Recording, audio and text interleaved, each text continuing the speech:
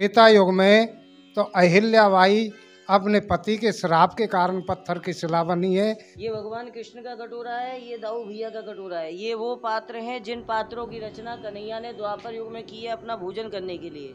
ये जो शिलारूप का दर्शन। श्री राधे बांके बिहारी लाल की जय। साथियों, आज हम आपको करा रहे हैं भोजन थाली के दर्शन।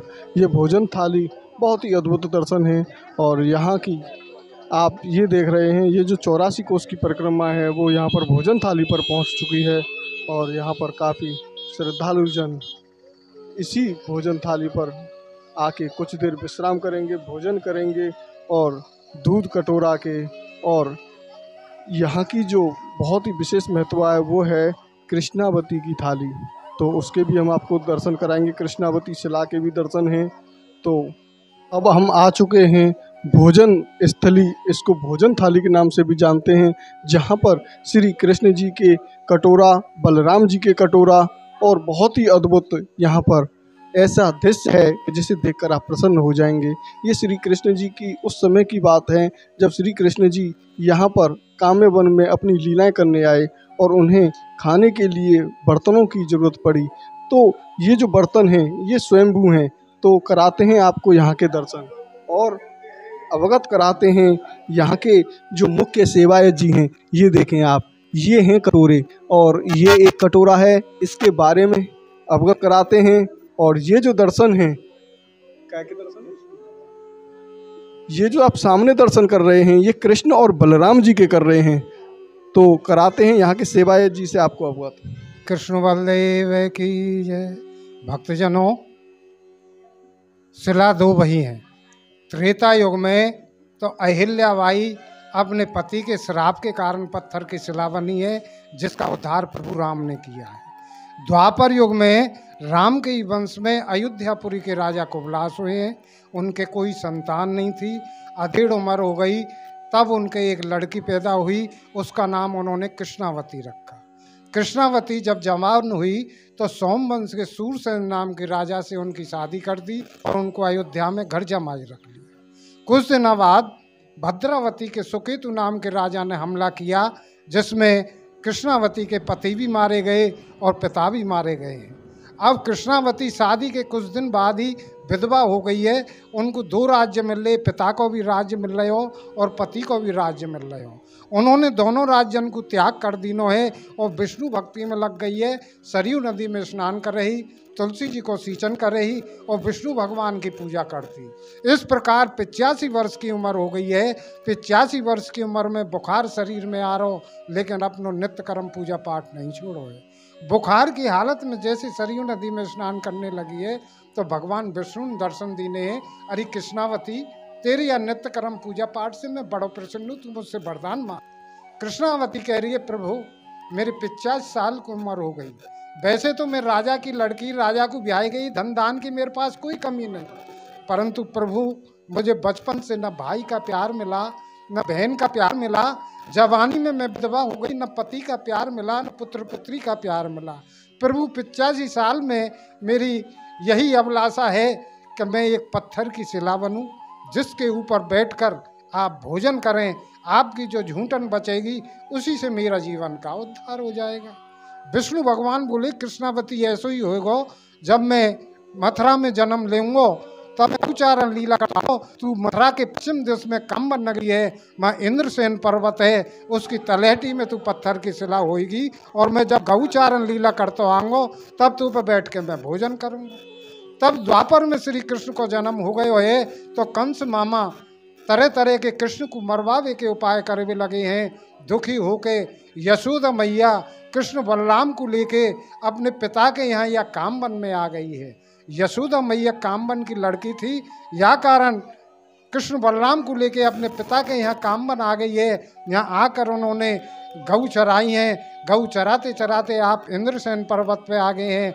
नीचे क्षीर सागर में तो पानी पीवे को गऊ छोड़ दिए और शिला पे बैठ के कहने लगे हैं, अरे दाऊ भैया, अरे ग्वाल वालों, तुम्हारी मैया ने तुमको का छाक रखी है, का भोजन रखो है, अपनी अपनी छाक भोजन अन्य या शिला पे रख लियो, यहाँ पे बैठ के भोजन करेंगे।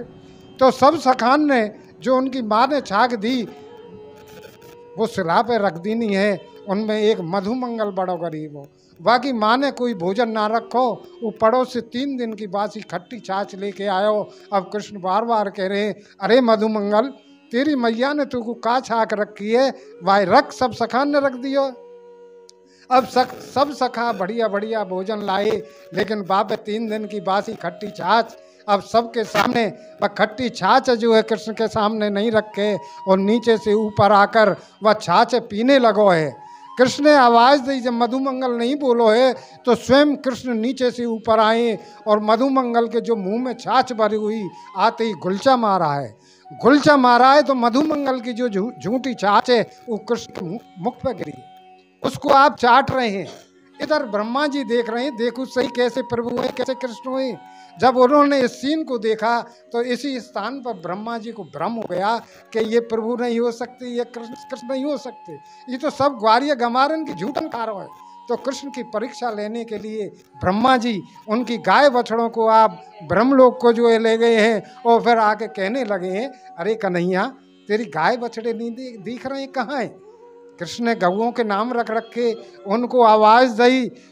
जब वो गऊ नहीं आई है तो उन्होंने ध्यान लगाया तो देखे ब्रह्मा जी जो है गाय बछड़ों को ले गए हैं। तो बाल रूप में ही श्री कृष्ण समझ गए हैं कि ब्रह्मा जी तुम्हारी परीक्षा ले रहे हैं, तो उन्होंने बाल रूप में ही वो गाय बछड़े यहाँ चढ़ते हुए देखा है। ब्रह्मा जी को फिर भी विश्वास नहीं हो रहा है कि कहीं ऊपर से गाय नीचे तो नहीं आ गई है। ऊपर जाकर देखा है तो गाय जो चुरा के ले गई वहीं थी, और नीचे आकर देखा है तो वही गाय बछड़े हैं।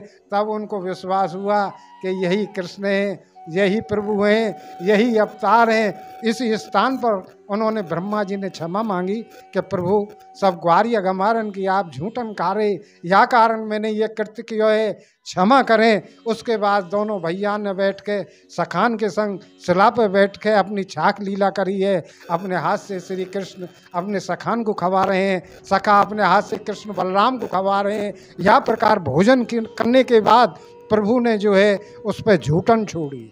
उस झूठन से कृष्णावती का तो उद्धार होकर बैकुंठ धाम को चली गई है। और जब से प्रभु ने शिला पर बैठ के भोजन किया है तब से शिला का नाम भोजन थाली शिला हुआ। बोलिए कृष्ण वल्लभ की जय। तो ये यहाँ पर हैं श्रीनाथ जी महाराज के दर्शन, भोजन स्थली पर ही आप यहाँ पर श्रीनाथ जी के दर्शन कर रहे हैं। ये देखें आप, ये बहुत ही अद्भुत दर्शन भोजन थाली में श्रीनाथ जी के। तो लेके चलते हैं आपको हम भोजन थाली के अद्भुत दर्शन कराने के लिए। ये देखें आप, पहले श्रीनाथ जी के दर्शन करें। और ये काफ़ी रमणीय स्थान है, बहुत ही अद्भुत स्थान है। यहीं पर श्री कृष्ण जी अपनी लीलाएं करते थे। ये देखें आप, यहाँ से रास्ता जा रहा है नीचे की तरफ, और यहीं पर क्षीर सागर है, और यहीं पर वो शिला है जिसे कृष्णावती के नाम से जानते हैं।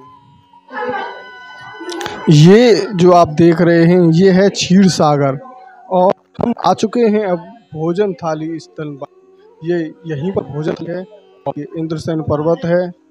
यहाँ पर ही ये कृष्णावती, ये देखें आप, यही वो कृष्णावती जी की शिला है। और यहाँ से दूध की धार, श्री कृष्ण जी जब दूध पीने लगे तो उनके सखा कहने लगे कि भैया तुम ये दूध जो पी रहे हो ये छुपा कर क्यों पी रहे हो? तो यहीं से ये जो दूध की धार है ये नीचे तक जाती है। ये देखें आप, यहाँ पर अगर आप देखेंगे तो ये जो पत्थर है ये पूरा पत्थर नीचे तक है, और ये धार यहाँ पर भी छपी हुई है।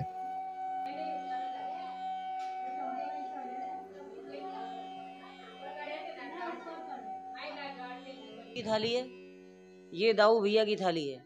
ये भगवान कृष्ण का कटोरा है, ये दाऊ भैया का कटोरा है। ये वो पात्र हैं जिन पात्रों की रचना कन्हैया ने द्वापर युग में की है अपना भोजन करने के लिए। ये जो शिलारूप का दर्शन है ये है भक्त शिरोमणि कृष्णावती मैया, जिसके ऊपर विराजमान हुए ठाकुर जी कन्हैया।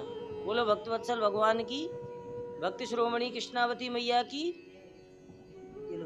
जैसा कि आपने देखा कितना अद्भुत ये हमारा ब्रज का जो महत्व है ये आप देख रहे हैं।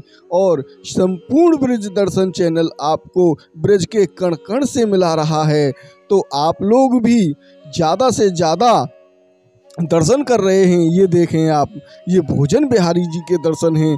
कितने अलौकिक और दिव्य दर्शन आप भोजन बिहारी जी के कर रहे हैं।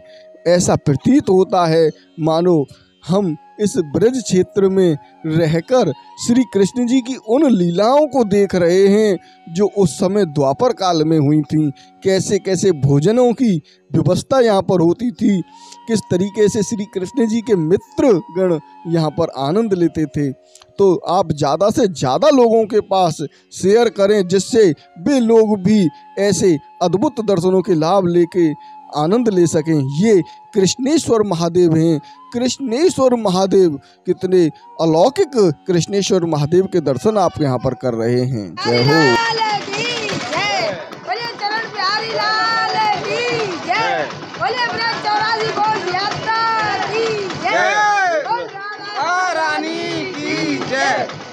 भक्त संतों की जय, वल्लभ कुल परिवार की जय, जय जय श्री राधे। आपने ये वीडियो हमारा अंत तक देखा, उसके लिए बहुत बहुत धन्यवाद। बांके बिहारी लाल की जय। और आप हमारे इस वीडियो को ज़्यादा से ज़्यादा लोगों के पास शेयर करें, जिससे उन लोगों के पास भी इस ब्रज भूमि की अलौकिक यात्रा की बहुत ही महत्वपूर्ण जानकारी पहुंच सके। जय श्री राधे।